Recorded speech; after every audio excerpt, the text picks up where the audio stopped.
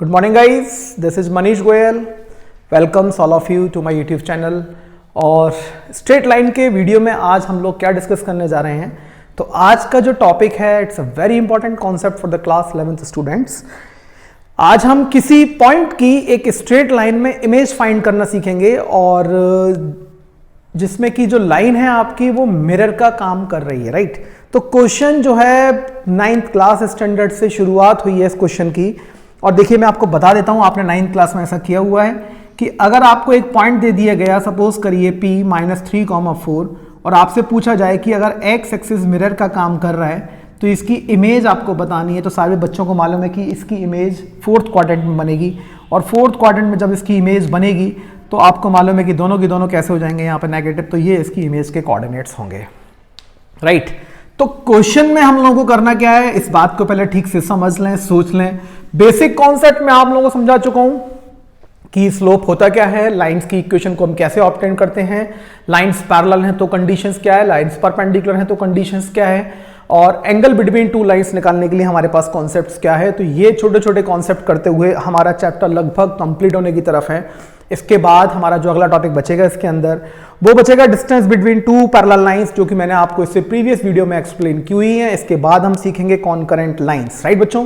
तो हमारा chapter straight line complete and in next video we will going to start the complex number. तो यहां से आप क्वेश्चन समझ लें, आपसे बोला गया कि स्ट्रेट लाइन एक प्लेन मिरर का काम कर रही है और आपको उसमें 1, 2 की इमेज फाइंड करनी है। तो you are very familiar with the image, it's a point of refraction class 7। अगर आप इमेज की बात करें तो आपको मालूम है कि इमेज अगर आप मिरर से खड़े हुए सामने तो उतनी पीछे पीछे की तरफ बनेगी। तो यहां पर आप समझ लें, एक हमने इसका रफ स्केच किया और रफ स्केच में हमने क्या लिखा, P हो गया आपका 1, 2। आपको इस P पॉइंट की इमेज इस लाइन में फाइंड करनी है, ठीक है, ये समझ लें आप ध्यान से। और इस लाइन की जो इक्वेशन है आपके पास बच्चों x - 3y + 4 = 0। तो क्वेश्चन जो लिया गया है आपका वो स्ट्रेट लाइन से लिया गया है। तो यहां से आप एक चीज ध्यान और रख लें कि यहां पे आपको एक क्वेश्चन वो और भी पूछ सकता है कि फुट ऑफ परपेंडिकुलर, वो आपसे P पॉइंट का फुट ऑफ परपेंडिकुलर पूछ सकता है। तो हम Q को एक नाम से और जानेंगे and that will be known as T। देखिए मैंने उल्टा बना दिया, फुट ऑफ परपेंडिकुलर। तो ये कुछ छोटी छोटी चीजें आप लोगों को समझनी है। फिगर इतना दिमाग में आते ही आपने करना क्या है, तुरंत अपने कॉन्सेप्ट्स को रिकॉल करें कि आपने अभी तक क्या सीखा। आपको मालूम है ये एक लाइन है और यहां से P से इसकी इमेज आनी है, तो इसकी इमेज P से जो आएगी वो उतनी दूरी पर ही होगी जितना ये P जो है आपका इस लाइन से डिस्टेंस पर है। तो सपोज करिए मैंने इस पॉइंट को R मान लिया और इस पॉइंट के कोऑर्डिनेट्स मेरे को निकालने हैं इमेज, जिसको कि मैंने क्या लिख लिया बच्चों, x1 y1। सभी बच्चों को मालूम है कि PQ किसके इक्वल होने वाला है, QR के इक्वल होने वाला है। और इस पॉइंट के कोऑर्डिनेट्स को मैंने कंसीडर कर लिया x, y। अब आप सारे बच्चे देख रहे हैं कि ये दोनों की दोनों लाइन आपस में क्या है, परपेंडिकुलर हैं, ठीक। तो आपको इस लाइन की इक्वेशन का स्लोप अच्छी तरीके से मालूम है किस तरीके से निकाला जाएगा। 3y + 4 = 0। तो आपने इसको लिखा 3y = x + 4। तो यहां से y = हो गया x/3 + 4/3। तो यहां से इस लाइन का स्लोप कितना मिलने वाला है हमको, 1/3। तो यहां तक मेरे को ज़्यादा दिमाग मारने की ज़रूरत नहीं है, बेसिक चीज़ें मैं आप लोगों को समझा चुका हूँ कि हम किसी भी लाइन का स्लोप निकालने के लिए क्या क्या कर सकते हैं। तो ये हमारे पास जो फॉर्म थी y = mx + c, तो y = mx + c से मैं इस लाइन का स्लोप निकाल चुका हूं। अब मेरे को चाहिए स्लोप ऑफ PQ। तो स्लोप ऑफ PQ सारे बच्चों को मालूम है कि ये दोनों लाइन परपेंडिकुलर हैं। जब दो लाइन परपेंडिकुलर होती हैं तो उनके स्लोप का प्रोडक्ट कितना होता है बच्चों, -1। अब मेरे पास इस लाइन का स्लोप मिल चुका है m, तो मैं PQ का स्लोप निकालूंगा तो उसको मालूम है, रेसिप्रोकल कर दूंगा तो इसके साइन चेंज हो जाएंगे। तो मेरे पास स्लोप ऑफ PQ आ चुका है। Now what is our main target, our main target is to find the equation of line PQ।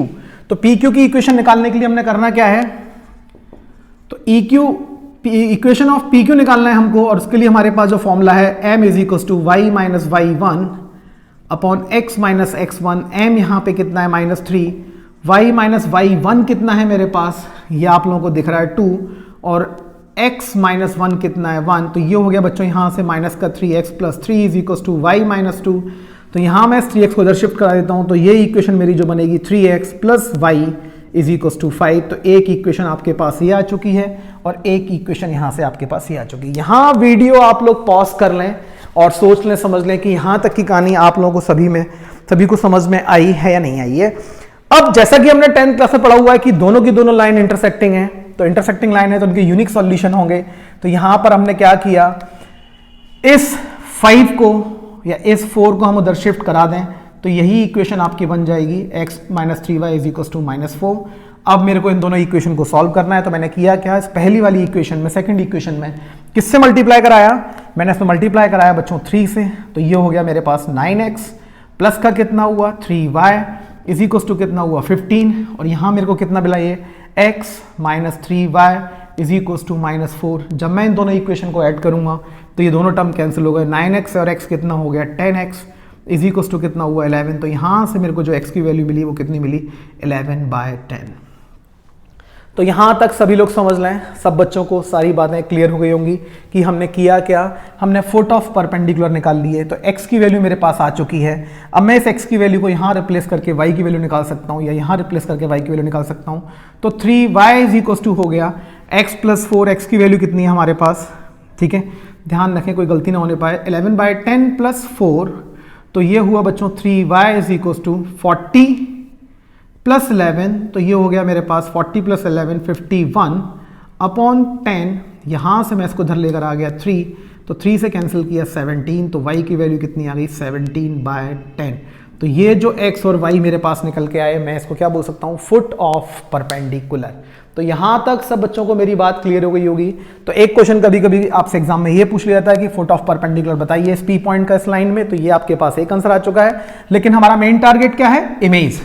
तो इमेज निकालने के लिए सभी बच्चों को मालूम है कि ये आपका मिड पॉइंट का काम करेगा, और मिड पॉइंट के लिए हमारे पास x is equal to x1 plus x2, जैसा कि हमने 10th क्लास में पढ़ा हुआ था। तो ये हो गया 1 प्लस x1 अपॉन 2, x की वैल्यू मेरे पास है कितनी है 11/10, 1 प्लस x1 मेरे को फाइंड करना है, यहां से 2 से कैंसिल हुआ बच्चों ये कितना 5 टाइम्स, तो ये x1 इज इक्वल टू आ गया 11/5 माइनस 1, तो इसको मैं सॉल्व करूंगा तो कितना मिलेगा 6/5। तो देखिए पूरे क्वेश्चंस को मैं यहाँ सॉल्व कर रहा हूँ, हौच पौच की कोई दिक्कत नहीं है क्योंकि मैंने बड़े क्लियरली आपको समझाया हुआ है। अब मैं y को कैलकुलेट करूंगा, तो y को कैलकुलेट करने के लिए मैंने करना क्या है, y2 या y1, तो ये हो गया आपके पास प्लस y1 अपॉन 2। सारे बच्चों को y की वैल्यू मालूम है कितनी है 17/10 is equal to 2 plus y1 upon 2। 2 से यहाँ मैंने इसको कैंसिल कर दिया 5, 2 को मैं इधर शिफ्ट करूंगा बच्चों, तो 17/5 minus 2 is equal to y1। तो यहाँ से जो y1 की वैल्यू मिली मेरे को कितनी मिली 7/5। तो here are the points of the image that will be what 6/5, 7/5। तो इस तरीके से आप इमेज के क्वेश्चन फाइंड आउट कर सकते हैं। तो जो इमेज हमारे पास निकल के आई है वो क्या निकल के आई है, P पॉइंट की इमेज 6/5 एंड 7/5। तो this is the example number question example 23 from your textbook NCERT page number 230. In this way you can attempt the questions from any refresher R.D. Sharma or R.S. Agrawal based on the concept of the image of the point. Thank you so much.